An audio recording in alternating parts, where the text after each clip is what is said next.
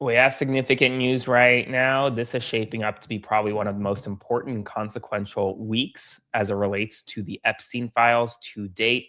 All while the numbers are in from last night's Super Bowl halftime performances, the Bad Bunny versus Turning Point USA discourse. Well, there really wasn't any discourse. Bad Bunny's show had over 128 million viewers. On the contrary, Turning Point USA had anywhere from 4 to 6 million viewers of their show.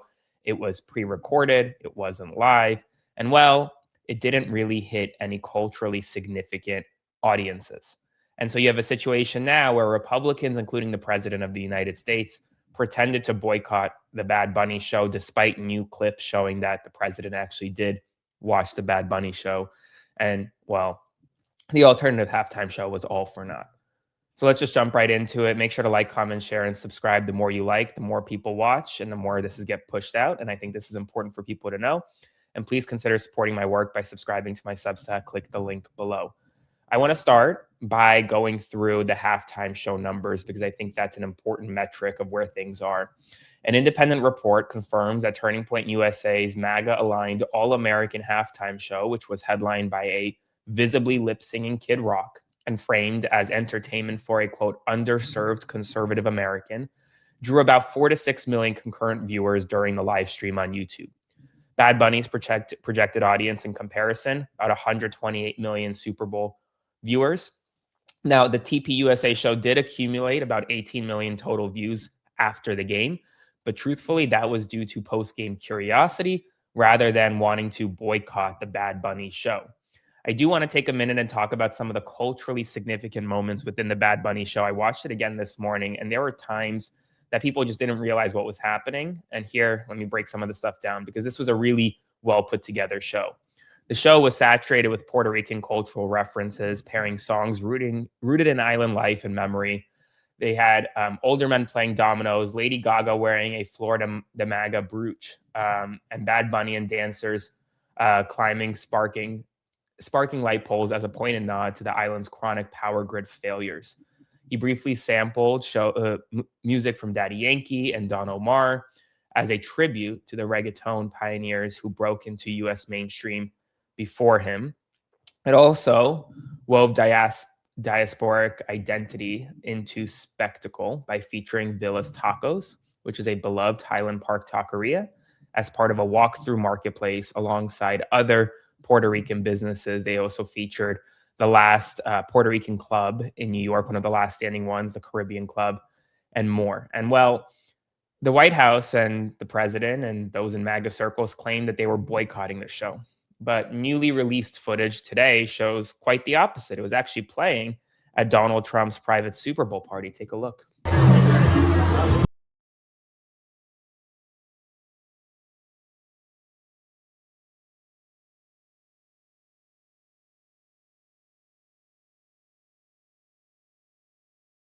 Playing at Trump's Super Bowl Super Bowl party during the halftime.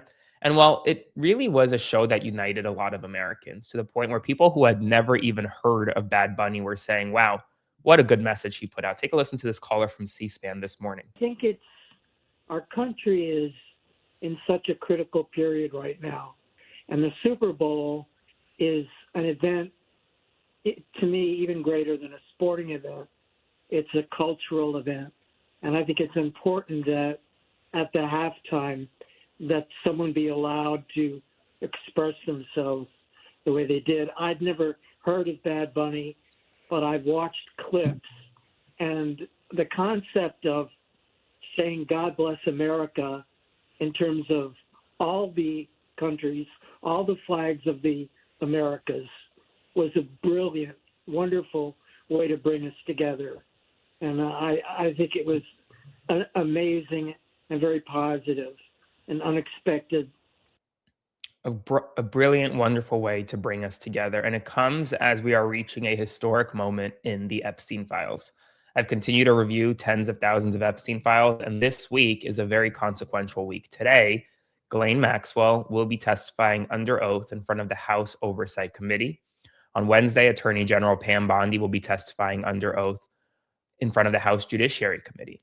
In addition, members of Congress will begin today reviewing unredacted files at the Department of Justice, unredacted Epstein files. And while ahead of Ghislaine Maxwell's deposition today, the survivors released the following statement. They essentially write in no uncertain terms that oversight committee members should not trust Ghislaine Maxwell. They say, we write to you as survivors of Jeffrey Epstein and Ghislaine Maxwell's sex trafficking operation in advance of the committee's upcoming hearing at which Ghislaine Maxwell is expected to provide sworn testimony. We write to you because many of us were gravely harmed by Miss Maxwell over the course of decades. It goes on to say, Miss Maxwell was not a peripheral figure. She was a central and indispensable architect of Jeffrey Epstein's sex trafficking enterprise. Despite this, she has refused to meaningfully cooperate with law enforcement or provide credible, complete information about the scope of the trafficking network. Instead, she has repeatedly minimized her own conduct, obscured the role of others, and withheld critical information about those who assisted Epstein, those who participated in the abuse, and those who financially benefited from the exploitation of children. To this day, Ms. Maxwell has refused to identify the many powerful men involved in the trafficking operation. She has also been dishonest about the vast sums of money she received as a result of her role in facilitating sexual abuse. This continued refusal to disclose the full truth has actively impeded accountability and prolonged harm to survivors. Quote, we urge the committee to approach Ms. Maxwell's testimony with the utmost skepticism, to rigorously scrutinize any claim she made, and to ensure that this process does not become another vehicle through which survivors are harmed or silenced. Truth, accountability, and transparency must be the priority, not the rehabilitation of a convicted sex trafficker's narrative. Survivors have waited decades for meaningful accountability. We ask that Congress not allow this moment to be used to rewrite history or obscure the truth once again. And it was signed by a number of survivors. And so we're at a critical juncture in these Epstein files, in the search for the truth, in the search for accountability for these survivors. Ghislaine Maxwell is expected to plead the fifth, despite the fact that all of her appeals are relatively exhausted in her criminal case. She has a pending habeas issue, but that's not necessarily related to the underlying facts in the criminal case that she was indicted and convicted in. And so she's expected to take the Fifth Amendment, avoid speaking, avoid commenting, to protect against self-incrimination. And so we're going to see what happens during today's hearing. Then I'm going to be on the ground for you during the Bondi hearing on Capitol Hill on Wednesday. So stay tuned for that. I'm going to be meeting with members of Congress, speaking with survivors all week. This is a story that cannot and will not die, not if I had it my way, because I think the truth and getting the truth out is far too important. So I have some more updates coming soon regarding what's actually in these files, because I think a lot of people need to know, especially connections like Steve Bannon to Jeffrey Epstein, relationships that people haven't talked about enough, essentially. So spread the word, like, comment, share, and subscribe, and I'll have another update for you soon.